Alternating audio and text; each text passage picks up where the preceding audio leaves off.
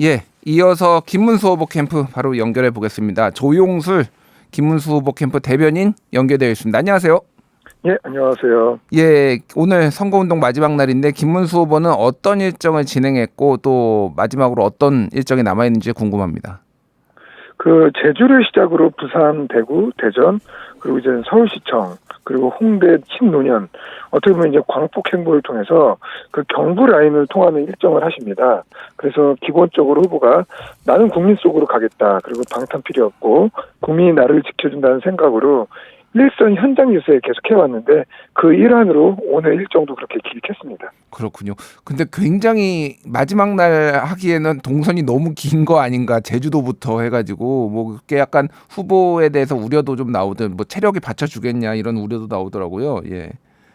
체력이야 뭐 이미 월등히 좋고 충분하다는 게 많이 입증이 됐고요. 예. 실제 그 현장을 가다 보면은 후보가 에너지가 넘칩니다. 그렇기 때문에 충분히 체력 부분이 아니라 국민들하고 한 분 한 분이라도 더 찾아뵙고 만나뵙는 게 후보한테는 더 큰 의미가 있는 일인 것 같습니다. 알겠습니다. 서울시청이 피날레 여기가 마지막 장소인 건가 아니면 홍대 쪽으로 또 이동을 하는 건가요?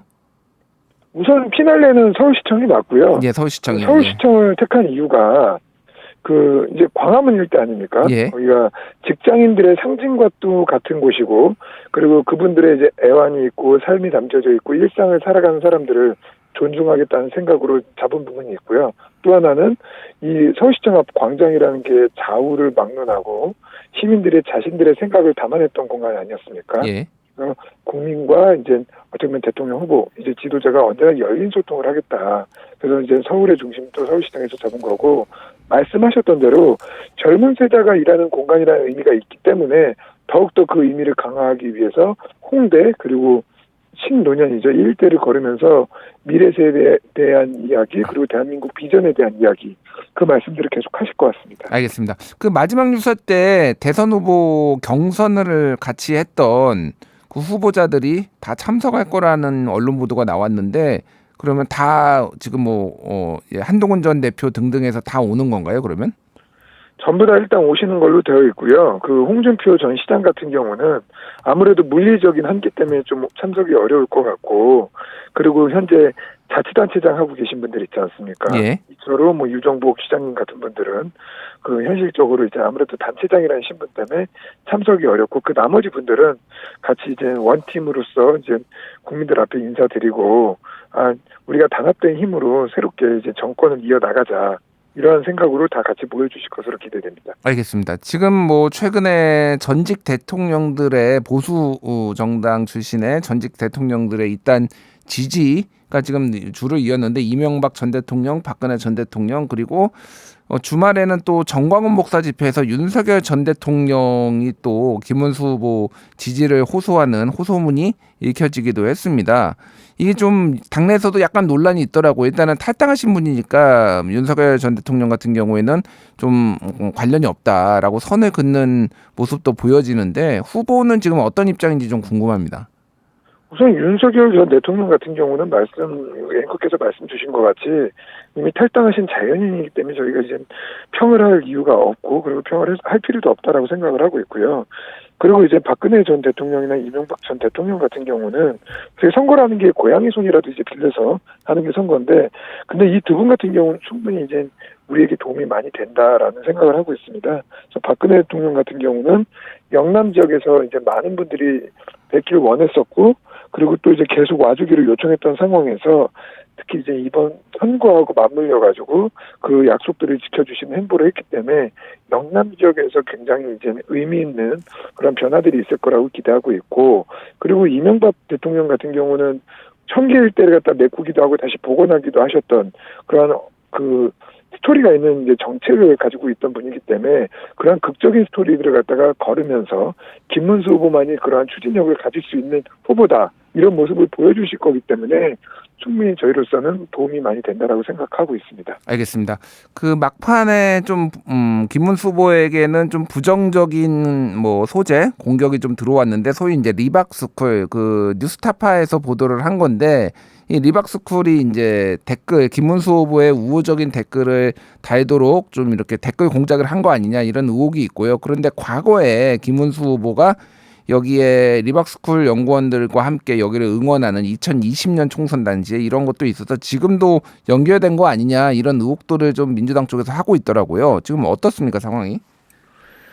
그분들이 누구든 간에 이제 기본적으로 거의 저희 선대위하고는 관계가 없는 것으로 저는 알고 있고요.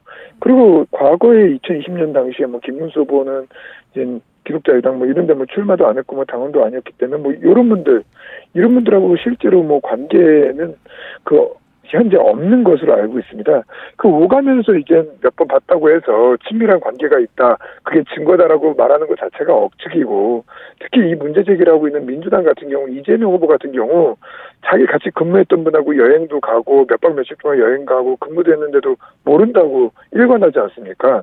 그런 것들을 봤었을 때 오히려 자신들의 한번 모습들을 되돌아볼 필요가 있지 않을까라는 생각을 합니다. 뭐 거기 말씀하신 거는 지금 고 김문기 처장을 뭐 말씀하신 것 같은데 예, 알겠습니다. 근데 이제 요 리박스쿨 같은 경우에는 김문수 후보도 김문수 후보지만은 여기서 국회에서 기자회견을 할 때 국민의힘 후보가 이제 소통관을 이제 대여를 해준다든지 그래서 이렇게 좀 당하고 관련이 있는 거 아니냐 이런 의혹들도 좀 나오고 있더라고요. 그럼 당하고는 직접적으로 관련이 있는 건 아닌 건가요? 리박스쿨이 이제 최근에 저도 이제 한 2, 3일 전에 알게 됐었는데 그게 이승만 박정희 대통령의 줄임말이라고 하더라고요. 예. 당연히 이제 당 내에서 이승만 박정희 대통령을 좋아하는 사람들 그 역사성을 갖다가 한번 기려보자 이런 취지를 가진 분들이 공문을 보낸다면 소통관을 빌려주는 일은 비일비재합니다.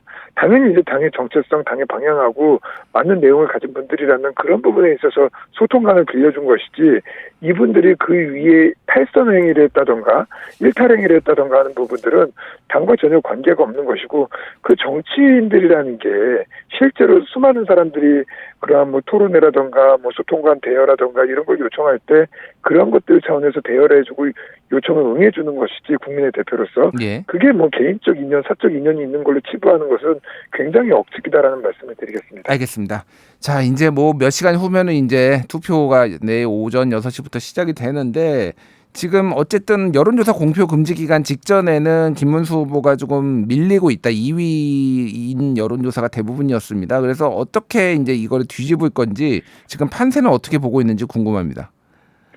그 판세는 이제 골든 크로스 이제 이루렸다라고 저희는 이제 분석을 하고 있고요.